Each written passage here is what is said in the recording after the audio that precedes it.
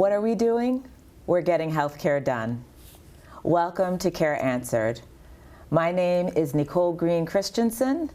I am the owner of Care Answered, which provides patient advocacy and care coordination. I'm also the founder of Answers for Care, the one-stop shop for aging solutions. And I am also the best-selling author of the book From Crisis to Calm. And I'm here today with Peter Janowsky, who we are going to talk a lot about planning, something that sometimes we don't want to do, but the benefits so outweigh whatever kind of anxiety you have. And we're going to talk about what that planning can look like at whatever age. But first, I'd love to hear more, Peter, about you, about what you do now, and kind of what was the journey to lead you to what you do now. Yeah, sure. Thanks for having me. Of course. Always a pleasure. I'm a financial advisor. In the business 28 years. I'm also an accredited investment fiduciary. And what do I actually do? So as a financial advisor, I build portfolios and manage money and manage risk. A large part of my clientele are seniors and families. I just found myself over the years, well, because of my late partner who was very involved in the senior community, I've gravitated towards that. Plus I get a lot of referrals because I guess I'm just in tune of what families are concerned with as we age, what seniors are concerned with as we age. So I'll work with a lot of single seniors. I'll work with people who are in their 60s who are looking to retire sooner than later. And at the same time, by the way, my father's aging, my mother's stubborn. How do I protect their health? Help. I think I need a caregiver. I'm not really sure. So how did I get started in this? It's actually my second career. When I was 20, my father was diagnosed with cancer, and I had older parents, and I'm an only child. My parents were born in 1922 and 1923. Typically, that generation were having kids at 19, 20 years old, and then going off into war, the big one. So my parents, for whatever reason, waited, and my mom had me, she was 42. So in the 70s, you know, being 50 years old is not like being 50 today. Right. So unfortunately, my father had cancer when he was diagnosed when he was 60, and he died when he was 64. But during that time, we didn't have a lot of money. I had to go to work. My mom didn't drive. At the same time, I had to go to Brooklyn 2 or 3 times a week to make sure my grandmother ate and bathed, which is about 90 minutes away. So I found a job. I was working, and I went to school at night. And at some point, I moved out of my tiny 2-bedroom apartment and moved my grandmother in because we had to keep eyes on her all the time. So I was a caregiver before I knew what the word meant, and you know, it was just nonstop for me for 4 years. Just work, school, and I still went out with my friends. I was just running, taking care of everybody. Anyway, my dad died. My mom couldn't take care of grandma anymore, so we had to put her in a facility. And because I knew nothing, we lost every penny. And it doesn't make a difference if you lose $10,000 or $10 million. When a family loses everything, it's devastating. Absolutely. Now, the amount of money she had it wasn't going to change our lives, but it would have made my mom's life a little easier. And my mom was very close with my grandmother, even though it was my father's mother. So make a long story short, after several years, I decided where I was at that point, I didn't want to be there anymore. And I went back to school and got my license, my securities license, and I was hired. I'm really going to date myself right now. I was hired by a company called Dean Witter. Oh, yeah. Which, just so you remember that. Yeah. So Dean Witter was almost immediately after I got hired, taken over by Morgan Stanley. That's where I met my late partner, John. Back in the late 90s. We probably met around 98, 99. And yeah, so actually I'll tell you a story how we became friends too. So anyway, we were together up until 4.5 years ago when he passed. So my mom died in 99, just after I got into the business. And John and I were like kind of working together, but we were in the same office. We became kind of friendly, and I just said to him, "Listen, I won't be in tomorrow. I have to pull up rugs in my mother's apartment. And I have to clean out the co-op in 2 weeks." So when I got to the apartment the very next morning, he was waiting for me, literally with a hammer in his hand, and that's when I knew I had a friend for life. Oh, and that was the journey. So here I am, learned an awful lot from him because he just wasn't a partner; he was also a mentor. So he was a gerontologist and a thanatologist, and he's very involved in Project Independence in town of North Hempstead. So just watching him over the years, I got a very good understanding of what people really want, because he was the master of listening and understanding what people wanted. So here I am. That's what brought you here today. Yeah. That's a wonderful story, and thank you so much for sharing about John. When we first met, I met you through John, and because he, on Project Independence, I was on their show, and I knew his voice instinctively. I didn't even turn around. I was like, wait, I know who that is. And he was the first one when I was when he interviewed me as a patient advocate on Project Independence that said, so you're like a quarterback for patients and all of the different providers. And I said, yes, and I've used it ever since. Which is ironic, because he knows nothing about sports. Pretty funny. And neither do I. So, but it works. People understand what I say when I say that. So, so thank you for being here today. And I like to start this show off with saying something that you're grateful for today. So can you share something with us? Yeah, I'm grateful for all the connections that I've made over the last decade or so, from being lucky and combined from me being out there, and one of those connections is you and bringing me here, and that's what I'm grateful for. Oh, thank you so much. As I say, grateful people are happy people, right? So I think one of the things that I'm grateful for was, on my way here, I'm a musical theater geek, and I heard the song The Color Purple, which always lifts me up and reminds me how we're all interconnected. So I am grateful for that moment today in my car. So what's the name of your company? Say it out loud. Ryan Janowsky Financial Strategies Group. Excellent. So what we're going to be talking about is something, again, that people think about often, or try not to think about, right? Is financial planning. What does that mean? What do I need? Do I save? Do I save more? Do I not save at all? Should I live in the moment, right? So one of the things that we want to discuss is, when you are thinking about you're 25 to 55 or 35 to 55, what should you be thinking about? What is often on their minds for that age group? Or what do you wish they were thinking about? So it's real interesting, because believe it or not, there is a big difference between 35 and 55. 55 is more towards I would categorize like 55 more towards in the 55 to 75 folks, and the 35 I do 25 to like 40 in that range. But I would say in the last 5-10 years, it seems like there is the people, the desires, the concerns, the goals are all over the place compared to where they used to be, for a number of reasons. Change is the only constant in life, right? Yep. So there's more choices out there. There's different types of retirement plans. The housing market has changed so much. So here on Long Island, even though it's a bubble, it's harder for that person, the first-time home buyer. That being said, I think the average age of a home buyer, at least what I'm seeing, seems to be getting older and older. And for the younger generation, you're going towards that 35, 30-year-old person, it's not that easy to see the big picture and have long-term goals when day-to-day expenses might be getting more expensive. Right, so that's what I'm seeing on the middle part. Daycare is going up, the price of housing is going up. Someone who's laying out a budget probably doesn't realize it could take 2 to 3 months to do a budget properly. Right.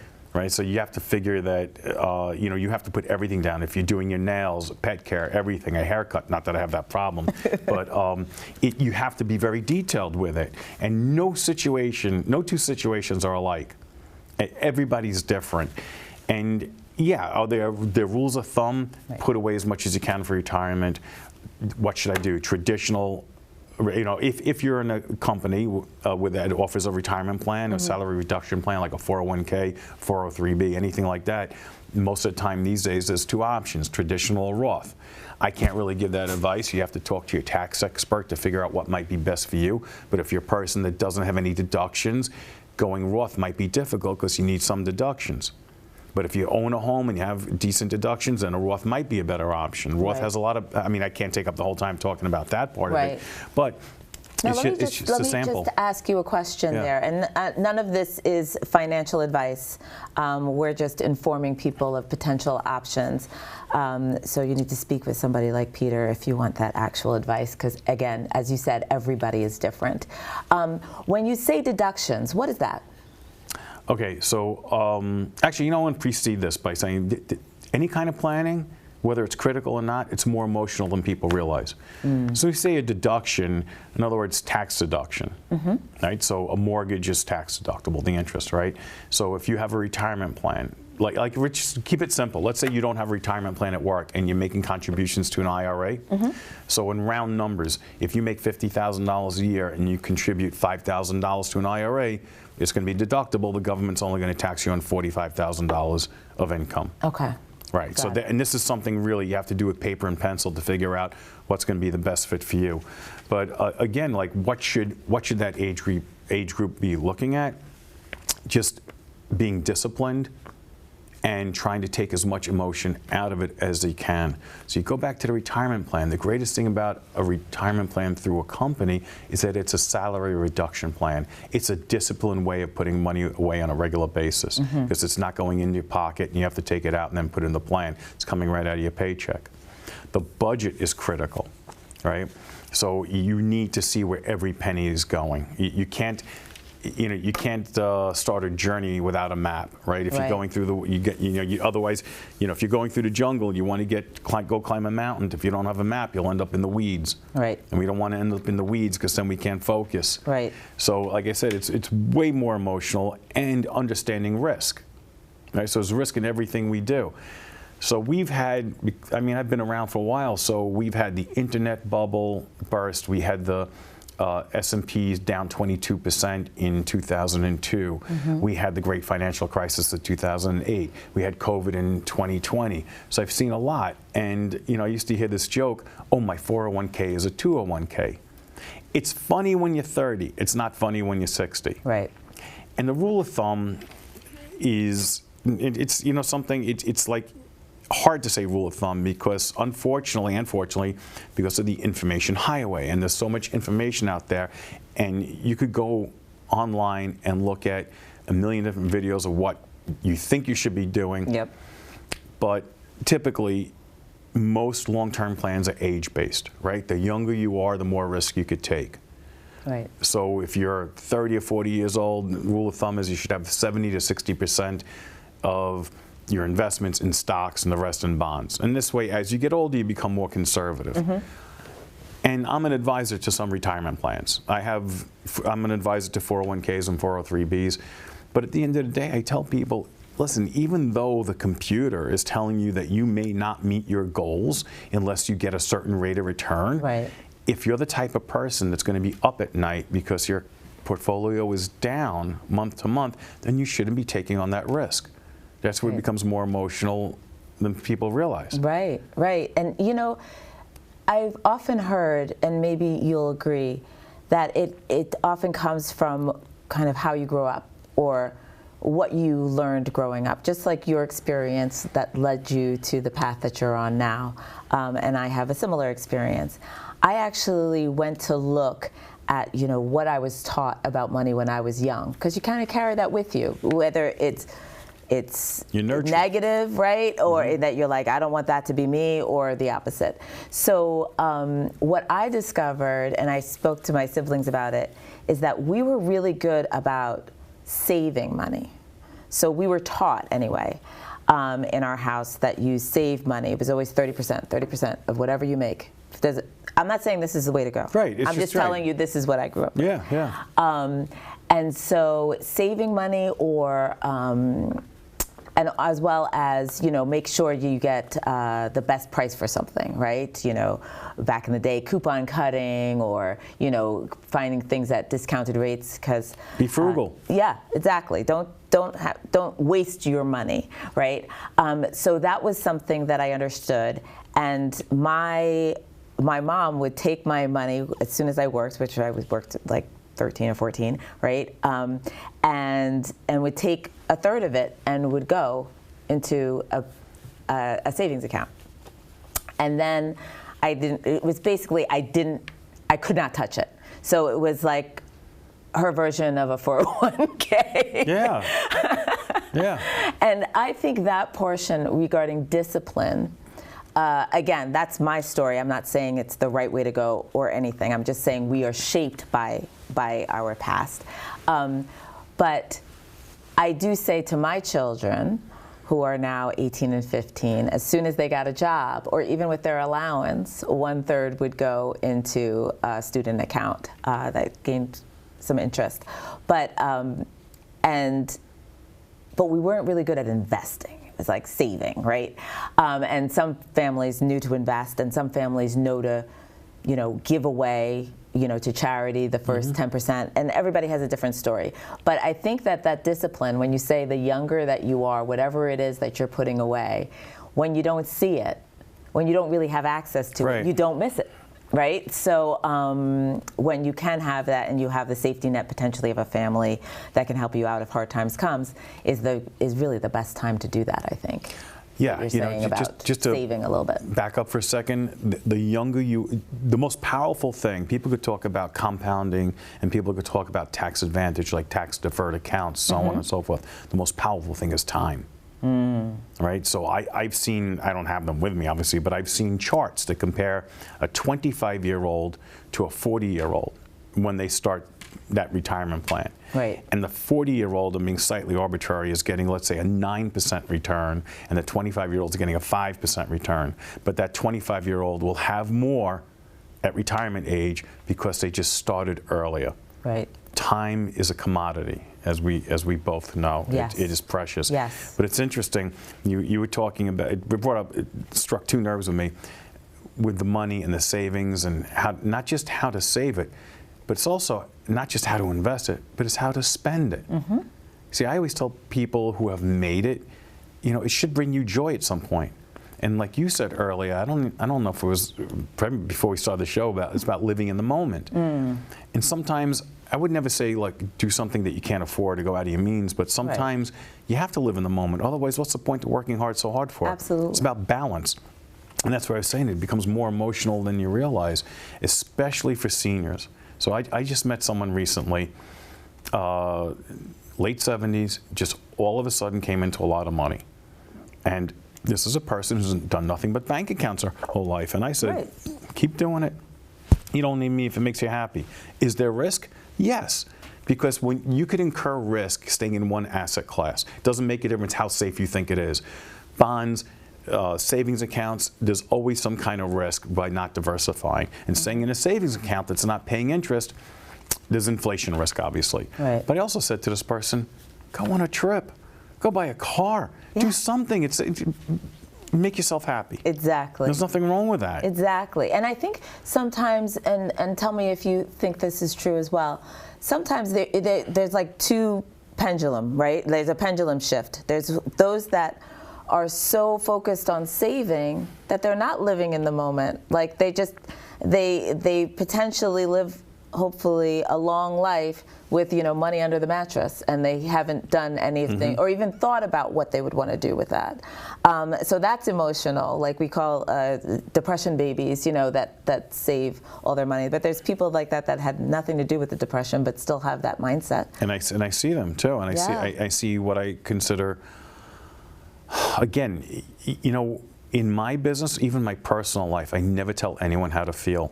Right. You can't. Everybody has a right to their feelings. Like I told my girls growing up, I said, no one should ever tell you how to feel. You're mad, you're angry, you're sad, you're happy, whatever. But you still have to do your homework and make your bed and do everything. You can't take it on anyone. But the same thing comes to money. Money is a very touchy subject. And everybody's allowed to have their feelings. But yes, in my position, sometimes I have to try and explain to someone why it's necessary to come out of a comfort zone, because sometimes doing nothing or staying in one asset class is just as risky as being too aggressive. Right. So I met with someone recently who, unfortunately, it's a critical situation, but they confided in me that in 2020, when the stock market dropped drastically because of COVID, they went to cash. And then they never went back in. Right. And the conversation flowed, and they were asking me, do I ever try and pick lows in the market? And I said, I didn't have to think about it. I was like, if I could pick a low in the market, I wouldn't be talking to you. I'd be on an island somewhere. That you owned. Right. So, nobody could predict the future. No one's predicting the markets, but I can tell you what you're going to do. I can tell you what that person's going to do when you're watching too much news and you're going to panic. I get it.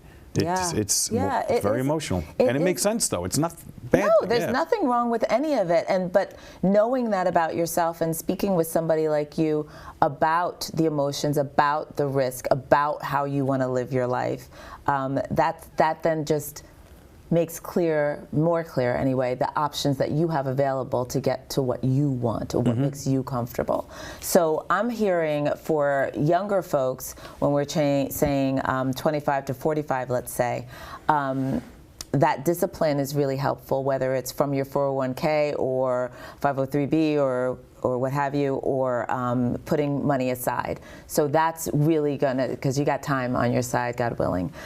So that's what we're really gonna focus on there, and still keep some money for the joys, even though life is expensive. And joy doesn't necessarily have to cost money either. But that's true. But right.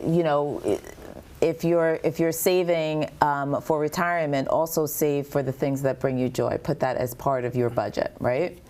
And so now when we talk about older adults, which you've already touched on, but what are some concerns besides emotional, which again, they need to speak with you and talk about that whole picture.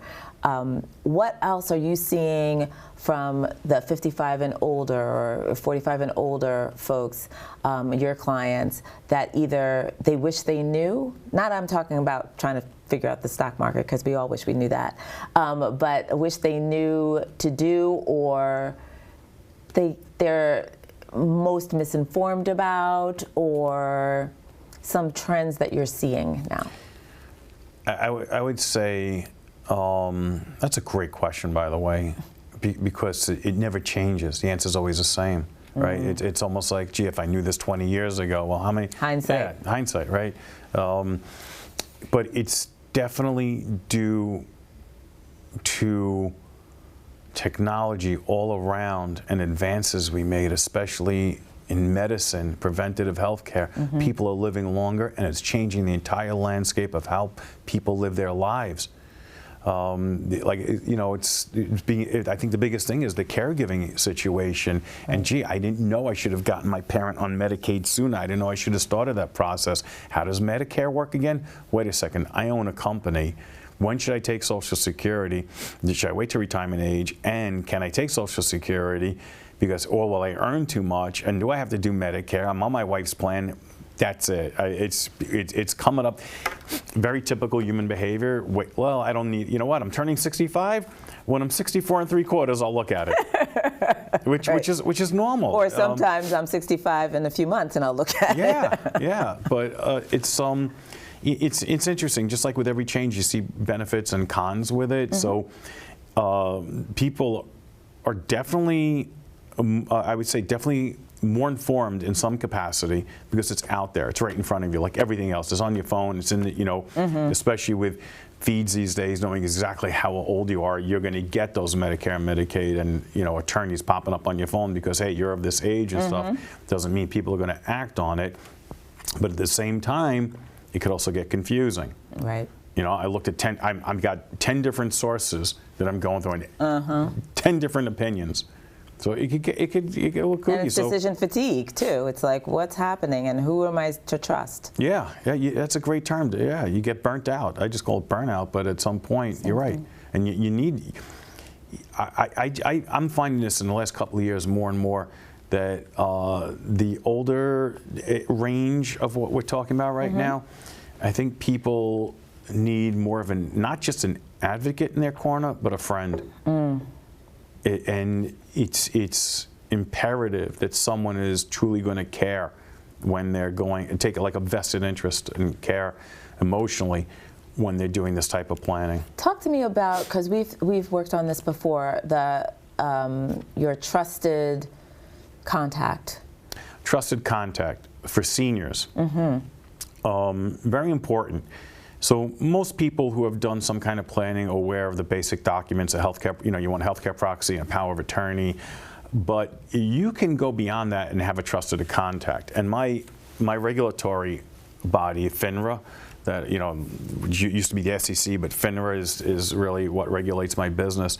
Several years ago, I wouldn't say it's like a law, but they really advocate for us to have a name and a number of a trusted contact for every one of our clients. So what does it mean mechanically? So let's just say Mr. Jones is single, let's say a widower, and his child has power of attorney. Mm-hmm. But for added protection, right, let's just say he wants a trusted contact. It could be a cousin, a friend, anybody. Mm-hmm. And that trusted contact is just going to get a second set of eyes on everything that's going on. Duplicate statements, maybe confirms from a brokerage firm, maybe credit card statements, mm-hmm. because maybe that son is 3,000 miles away, or the son's not around every few weeks, and Mr. Jones all of a sudden has a caregiver, a professional, or maybe someone comes in for 3 or 4 hours a day who takes the credit card to go to ShopRite to get the food, but then the trusted contact will see, oh, wait a second, I got tickets to Alaska on this credit card, mm-hmm. that you didn't get that at ShopRite. Mm-hmm. So that's just what a trusted contact's going to do. I think that is so important. I know that we discussed this some years ago, and how important it is, and how we said solo agers, right? People that, and I say everybody should consider themselves a solo ager, because it generally means that you may not have a spouse or children, but we don't know what life is going to bring. God forbid either of those people in your life pass away before you, or they're just not able to do those things where it comes for a power of attorney or a healthcare proxy.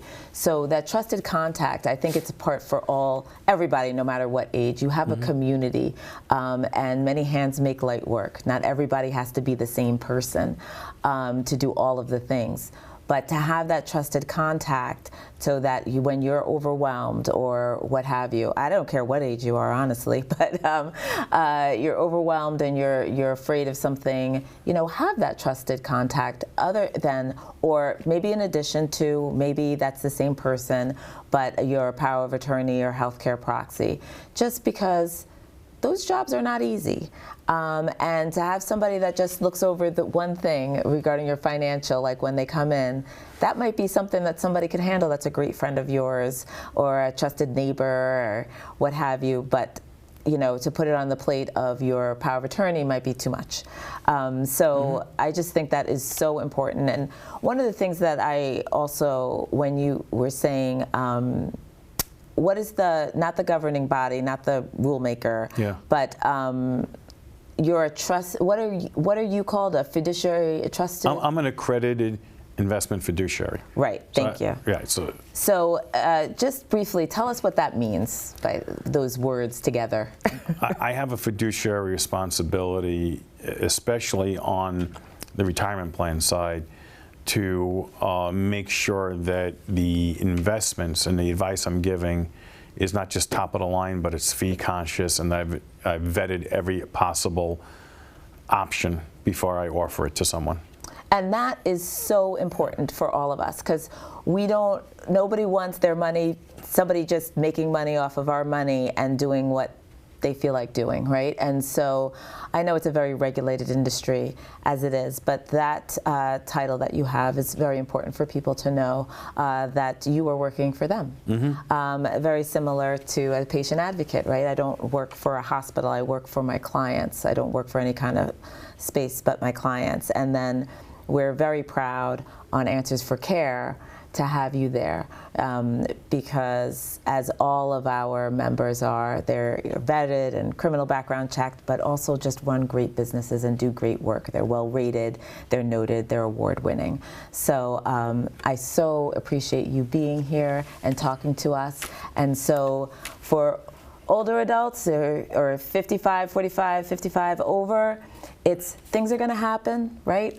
we're living longer. I had a client who was 20-something and had to take care of his father, similar to what you were saying. So we don't know when things are going to happen, and that doesn't mean to be scared, but to put a plan in place so that you have some cushion, if at all possible. And some of that cushion is people. Having those people in your life and talking to somebody like Peter who can talk you through whatever the emotional output is, whatever your income is, whatever is going on to help you live the life you want. So thanks so much. Well said. We'll see you next time.